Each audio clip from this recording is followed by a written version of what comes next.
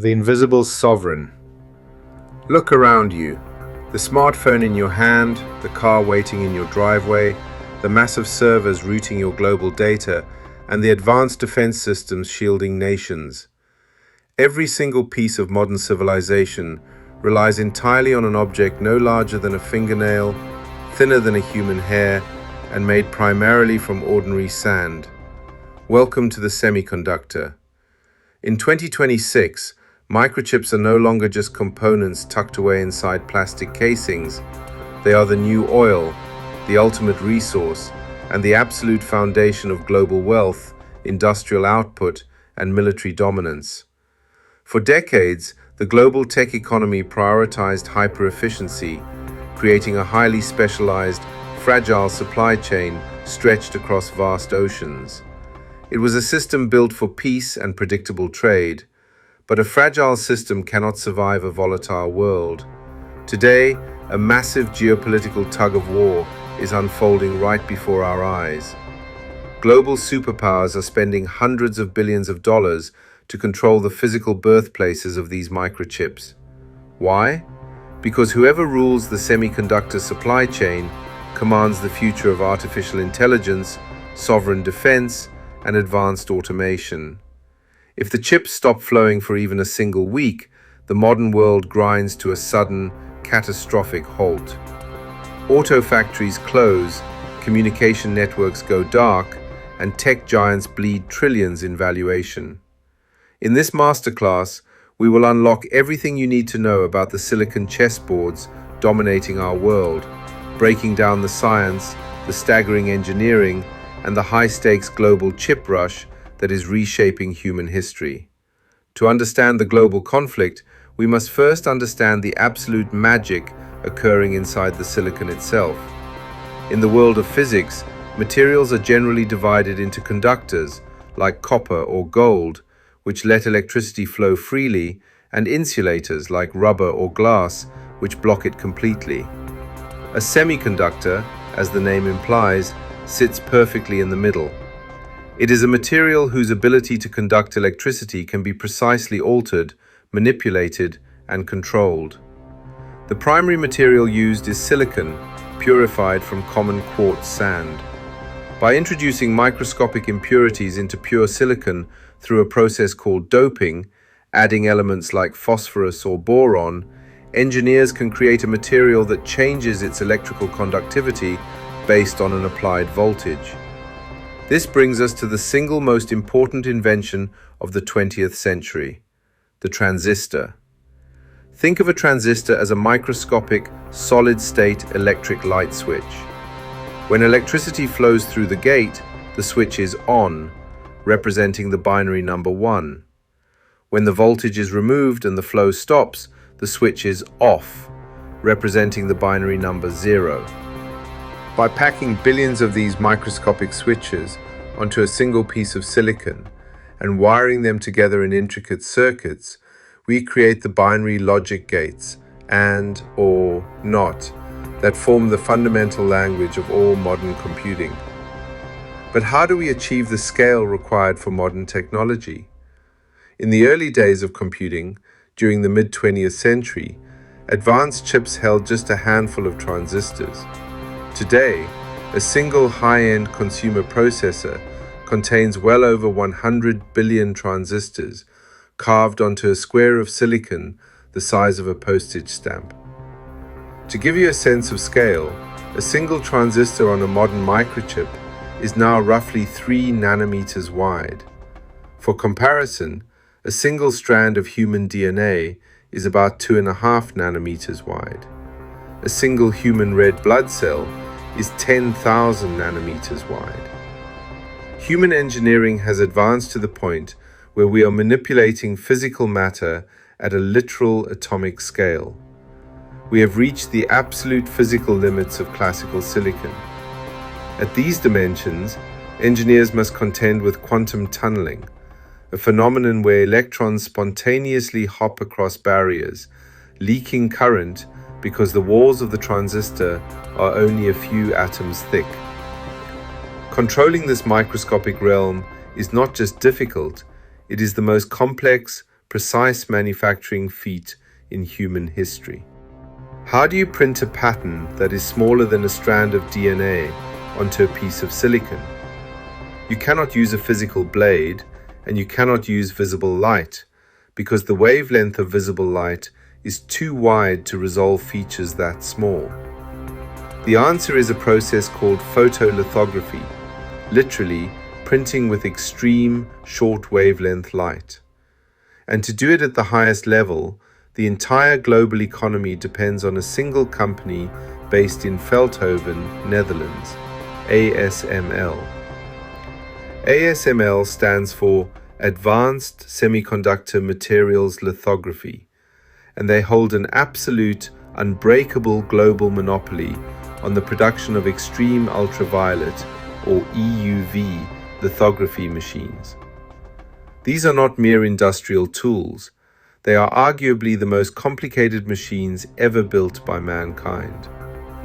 A single EUV machine is the size of a double-decker bus, contains over 100,000 highly specialized components, requires 3 cargo planes to ship, and costs upwards of $350 million.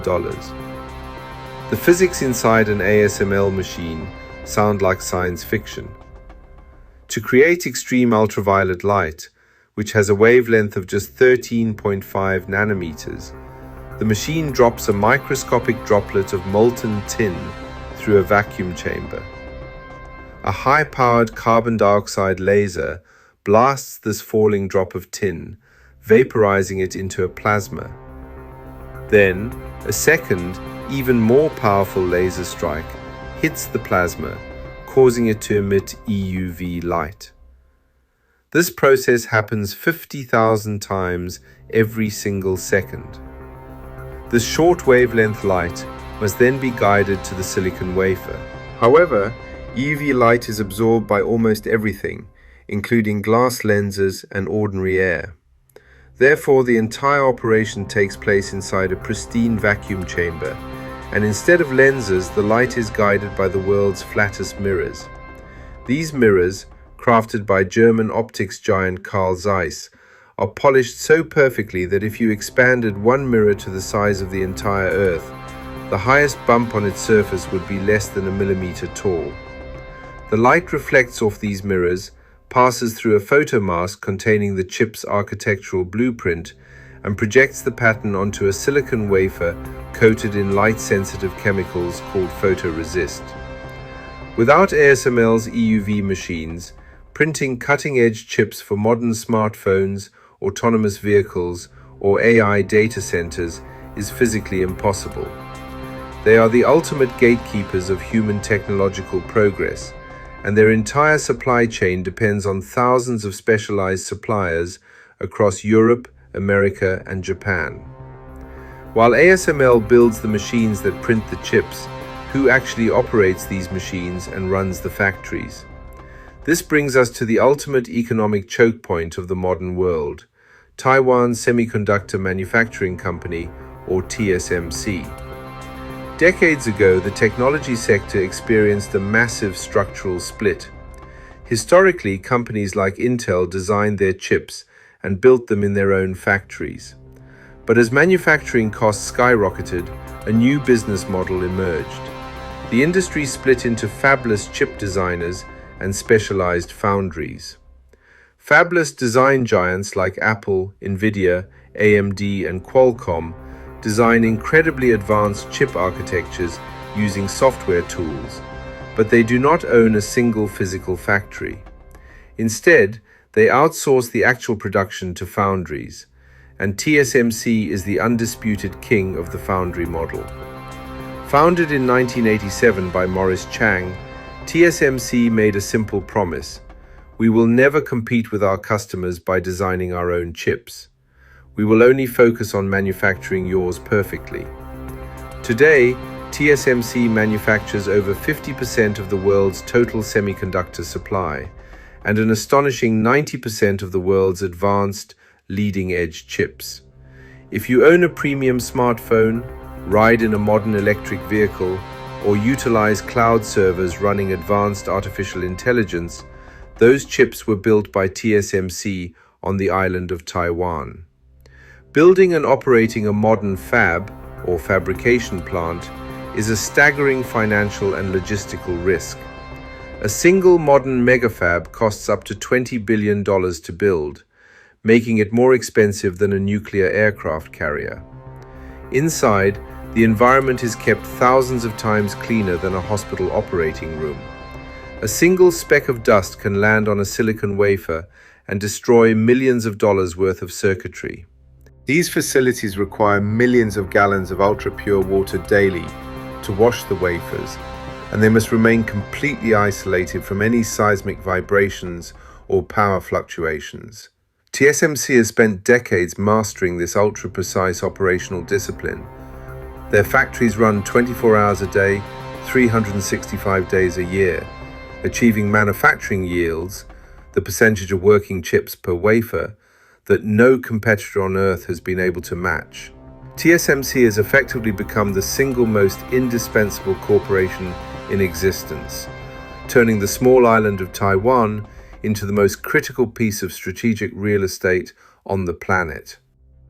This extreme geographic concentration of manufacturing has created an unprecedented geopolitical vulnerability. The United States leads the world in chip design, commanding dominant software tools, operating systems, and intellectual property through firms like NVIDIA, Apple, Intel, and Microsoft. But the physical production of that hardware has steadily migrated away from Western shores over the past 3 decades. In 1990, the United States manufactured over 30% of the global chip supply. Today, that number has plunged to roughly 12%, with Europe holding an even smaller share.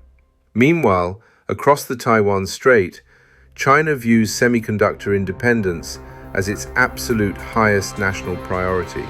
The Chinese domestic market consumes hundreds of billions of dollars worth of chips annually to power its massive consumer electronics export industry, domestic data infrastructure, and military modernization programs.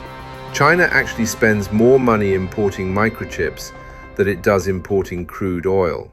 However, domestic Chinese foundries, like SMIC, remain heavily dependent on Western design software, American factory tools, and foreign manufacturing equipment. Because advanced chips are the dual-use foundation of modern military power, steering hypersonic missiles, processing satellite intelligence, and running autonomous drones, the United States has initiated a massive technological containment strategy.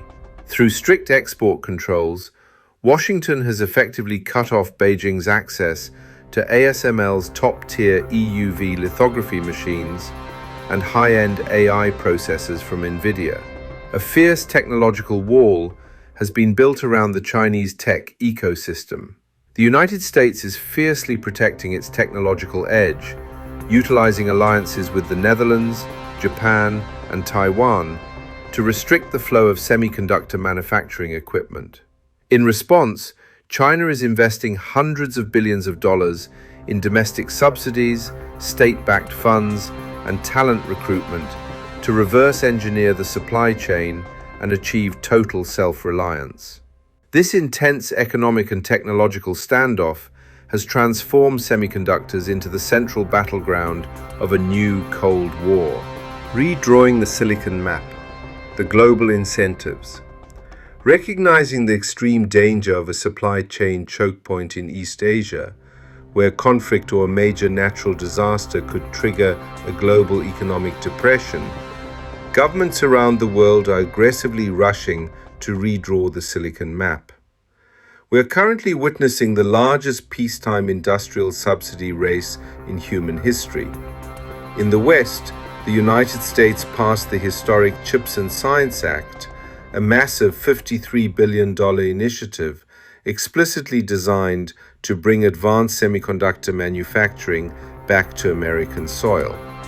This funding has successfully incentivized TSMC, Intel, and Samsung to construct massive multi-billion-dollar manufacturing complexes in states like Arizona, Ohio, and Texas. Simultaneously, the European Union launched its own multi-billion euro European Chips Act, aiming to double its share of global semiconductor production by the end of the decade, attracting major investments into countries like Germany and Ireland. But duplicating an ecosystem that took 40 years to build in Asia is an incredibly steep uphill battle. Building a fab in the West introduces massive structural hurdles that cannot be solved simply by throwing money at them. Companies face stringent environmental regulations, severe shortages of specialized cleanroom technicians, and vastly higher construction costs compared to Asia. Fabs are not just isolated buildings. They require a highly integrated, localized ecosystem. They need chemical suppliers who can deliver acids purified to parts per trillion metrics. They need local tool maintenance engineers who can fix an ASML machine within minutes of a breakdown. They require access to constant, uninterrupted green power grids. The global chip rush is a multi-decade marathon, and reshoring the world's most complex industry is proving to be a monumental logistical and cultural challenge for Western nations. The Silicon Titans, corporate empires.